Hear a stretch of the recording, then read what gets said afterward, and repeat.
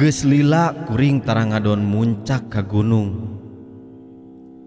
Disebut muncak teh sesebutan kuring jeung babaturan. Lamun parang ulin ka gunung teh sok disebut muncak. Sok sanajan eta oge tara ari tepi ka puncakna pisan mah. Tapi sok sanajan kitu geus jadi kabungah keur kuring jeung nu jadi babaturan anu pada muncak. Kagiatan muncak teh sok dijadikeun hiji kasempetan jang kuring ke refreshing nya ngadon ngabrang-brangkeun hate tina kagiatan anu sok dilakukeun sapopoe di tempat gawe. Malah karasana lamun geus muncak teh karudet teh rada ngurangan. Pikiran oge asa seger deui. Ku sabab kitu najantara unggal minggu oge kadang-kadang ari sabulan sakali mah kuring sok ngadon muncak ka gunung.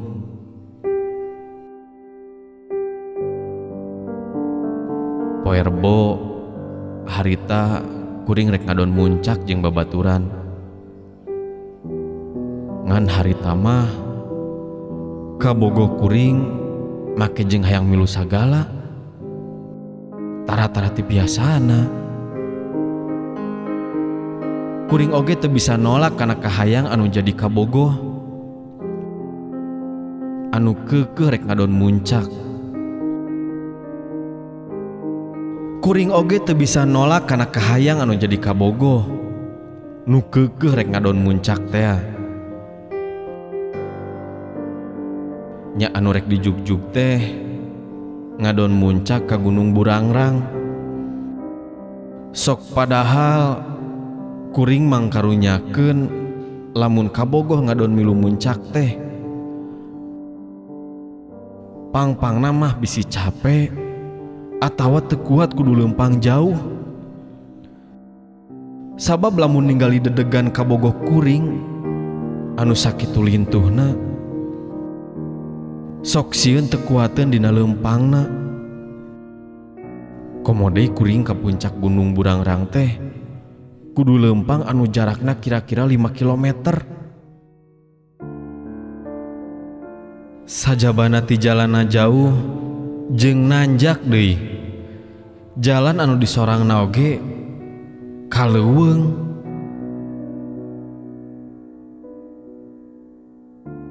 Kuring jeung babaturan oge jeung anu jadi kabogoh harita geus tarpi ka pintu asup ka puncak Burangrang.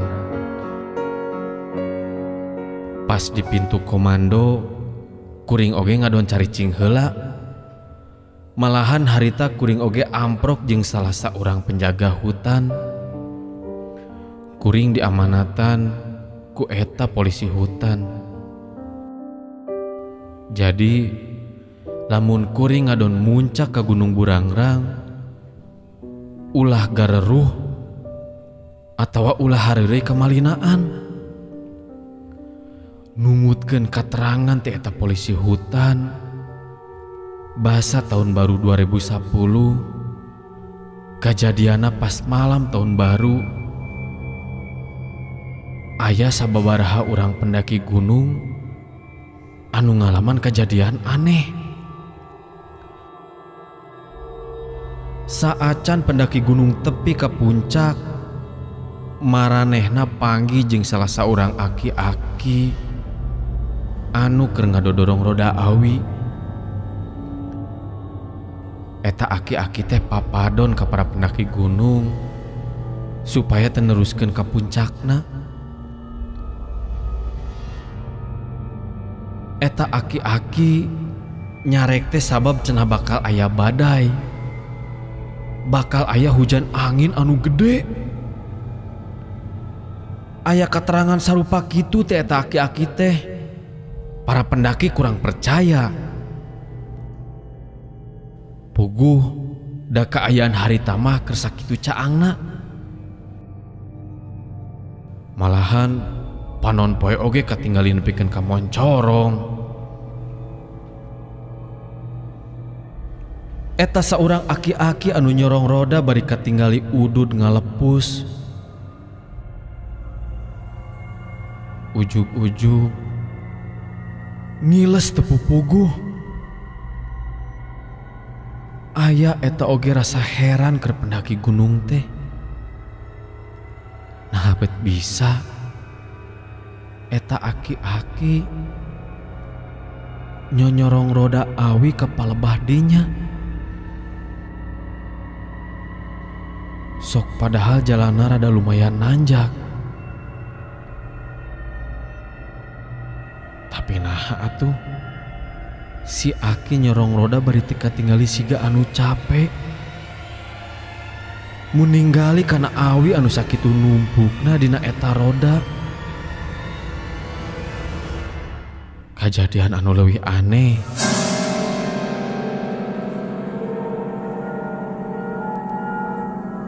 sanggeus si aki ngaleungit teu katinggali deui ku sakabeh pendaki gunung. Nah atuh anu katinggali teh ngan ukur aya udud anu kakalayangan bari jeung eueuh wujudna anu nyekel eta udud. Ningali kejadian sarupa kitu mah eta pendaki gunung oge langsung lelumpatan turun ti gunung. Sieun anu dicaritakeun ku si aki tadi teh kajadian. Tapi keur kuring sok sanajan ngadenge dongeng ti polisi hutan sarupa kitu, kuring can pati percaya kana eta dongengna. Kuring jeung anu sejena oge teu kasingsieunan ku naon bae anu dicaritakeun ku polisi hutan. Nya singkat carita, kuring oge tarpi ka tempat anu dijugjug. Satepina ka puncak gunung, kuring ngadondariuk ting lalungsar.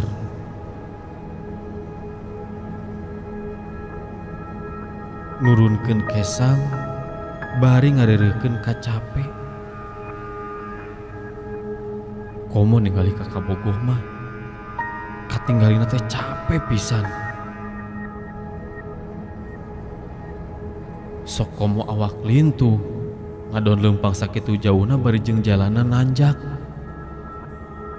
Kuring tepi ka puncak oge rada kasorean. Indit teu bisa leumpang rusuh. Sabab jeung awewe teh jadi kuring leumpang teh kudu rada nyalse. Sok sanajan leumpang nyalse oge ari capena mah sarua wae. Da eta we satepina ka puncak gunung, kuring rada lumayan lila ngaradon istirahat. Kuring jeung anu sejen oge teu lila aya di eta puncak gunung Burangrang. Komo deui ieu waktuna nyedek ka sore. Malah nyedek kana waktu magrib. Kuring rada sieun ka magriban di jalan, muru balik. Kulantaran teu persiapan lamun parang kuring balik ka poekan. Kuring teu ngadon mawa senter keur penerangan salila leumpang. Ngan sigana wae lamun nepi ka kapoekan geus pasti kuring leumpang teh rada dirarampa. Kusabab babaturan anu sejen malalaki hungkul, nya pastina wae leumpangna teh rada garancang. Atuh kuring duaan jeung anu jadi kabogoh jadi katinggaleun ku babaturan anu sejen. Jaba kabogoh kuring teu bisa dibawa leumpang gancang. Sok komo kaayaan di eta jalan anu keur disorang teh geus reyem-reyem. geus ampir poek. Kusabab tincakeun geus rada kurang katinggali. Nah atuh suku kabogo kuring ti kosewad ka palebah jurang.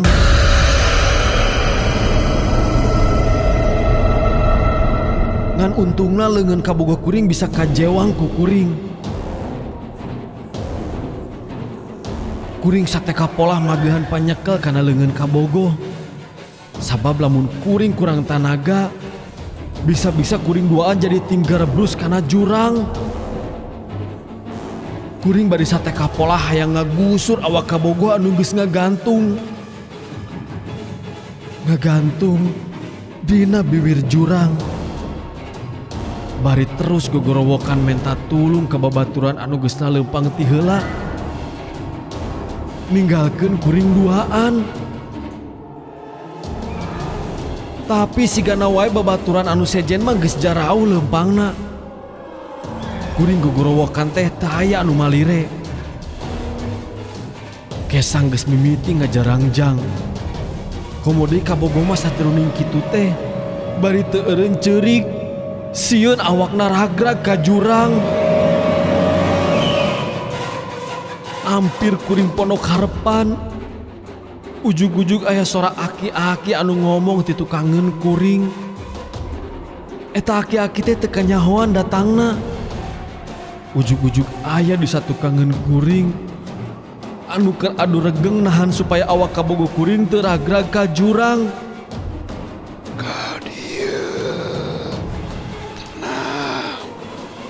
Aki dibantuan.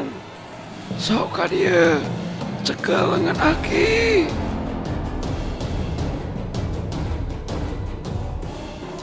Kuring oge teu loba mikir panjang. Leungeun kuring nyekel kana leungeun eta aki-aki. Nah atuh kejadian anu aneh kaalamanku kuring. Awakna kabogo kuring teh jadi karasa hampang. Nepikeun kabisa katarik ka luhur. Kabogo kuring bisa kasalametkeun teu jadi cilaka ti gebrus kana jurang.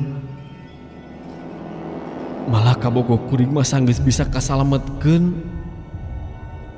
can bisa walakaya awakna ngalempreh reuwas kareureuhnakeun. Kuring langsung cengkat bari ruat reret ka tukang jeung kasagigireun. Maksud kuring neangan aki-aki anu mantuan kuring nulungan anu jadi kabogoh teh. Tapi nah atuh waleh eta aki-aki teh geus teu kasampak aya di palebah dinya. Mimiti kuring ngarasa heran kana eta kajadian. Kamana atuh ari si aki anu tadi? Maksudna kuring sarupa kitu teh rek nganuhunkeun. Sabab kuring geus ditulungan ku manehna. Teu lila kabogo kuring oge cengkat. Bari nanyakeun ka kuring anu katinggali siga anu keur bingung. Kuring nyaritakeun ka kabogo ngeunaan si aki-aki anu mantuan tadi narik basa kabogo kuring rek digebrus ka jurang.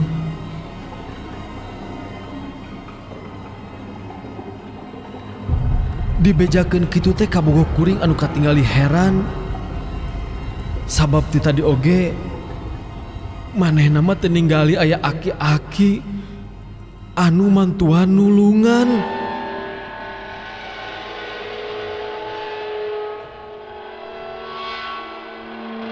Kuring jadi beuki aneh ngadenge katerangan sarupa kitu tinu jadi kabogo.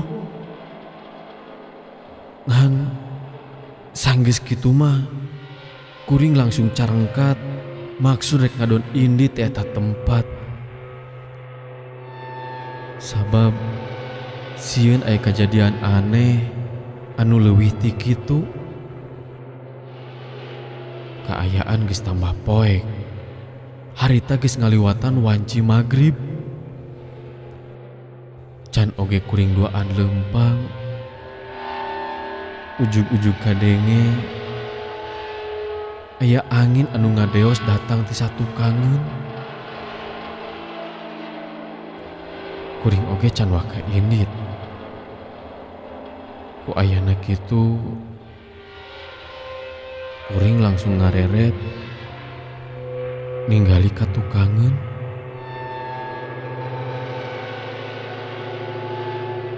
Barang breh katinggali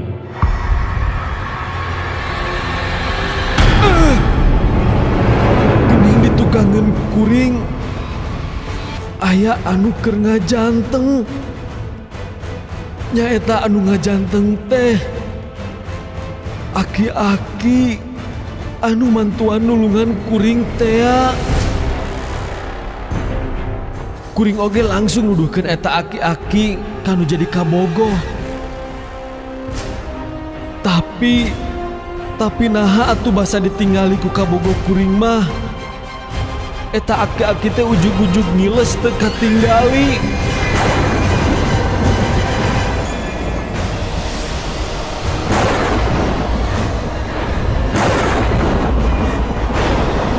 Mimitik kuring ngarasakeun aya kajadian anu teu wajar. Gue panyangka yen eta aki-aki teh lain aki-aki biasa. Nu jadi heran eta aki-aki teh ngan ukur katinggali ku kuring hungkul. Kusabab kabogoh kuring mah teu bisa ninggali ka eta aki-aki. Manehna keukeuh nyebutkeun ngan ukur titinggalian kuring hungkul. Padahal keur kuring mah eta aki-aki teh nyata aya. Ngan urusan saha-sahana eta aki-aki kuring teu nyaho.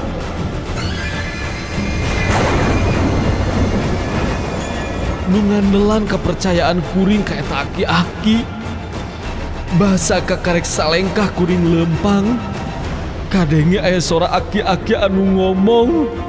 Bari sorana kadenge atra kana ceulik kuring. Jung, teruskeun lempangna. Geura balik ngan omah.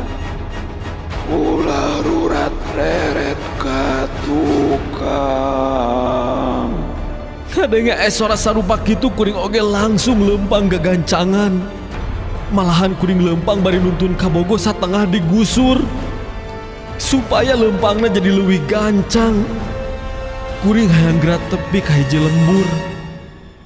Ari geus aya di pilemburan masuk sanajan kapoekan oge. Di mana aya nanaon teh aya keur pentaheun tulung.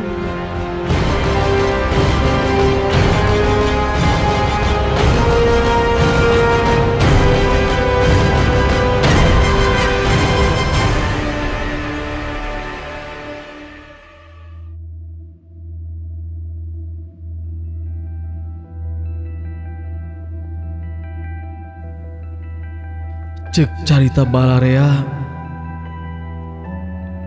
anu ngageugeuh Gunung Burangrang teh di mana nembongan atawa katinggali ku jalma nyesok mangrupakeun salah saurang aki-aki.